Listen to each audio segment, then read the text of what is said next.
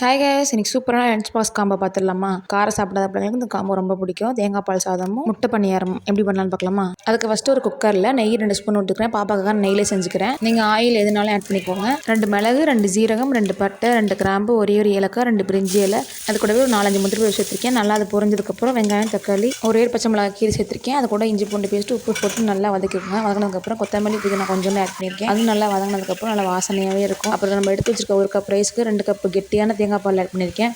நல்லா எல்லாத்தையும் மிக்ஸ் பண்ணிவிட்டு மூடி வச்சு 3 விசில் விட்டு எடுத்திங்கன்னா சூப்பரான தேங்காய் பால் சாதம் ரெடி ஆயிடும். முட்டை பணியாரத்துக்கு ஒரே ஒரு முட்டை ஆட் பண்ணியிருக்கேன். ஒரு முட்டை, மிளகு, ஜீரகம், உப்பு, மஞ்சத்தூள் மட்டும் ஆட் பண்ணி நல்லா பீட் பண்ணிக்கோங்க. நல்லா பீட் பண்ணால் ஃப்ளஃபியாக வரும். நல்லா பீட் பண்ணி இந்த மாதிரி 3 பணியாரம் வரும் ஒரு முட்டை. நல்லா 3 பணியாரத்தையும் போட்டு நெய் விட்டு எடுத்திங்கன்னா அதுவும் சூப்பராக இருக்கும். அப்புறம் சாப்பாடு ரெடி ஆயிடுச்சு. அதை விசில் விட்டதுக்கப்புறம் 1 ஸ்பூன் நெய் ஆட் பண்ணி சாப்பாடில் பாக்ஸில் வச்சிங்கன்னா நல்லா டேஸ்ட்டாகவே இருக்கும். அதுக்கப்புறம் காலை சாப்பாடுக்கு பணியாரமும் தேங்காய் சட்னி தான் கொடுத்துருவோம். ஸ்நாக்ஸுக்கு மக்கானா ரோஸ்ட் பண்ணி வச்சிருந்தேன். 3 ஆரஞ்சு வச்சிருந்தேன். ரெசிபியை கண்டிப்பாக ட்ரை பண்ணி பாருங்கள். பாய்.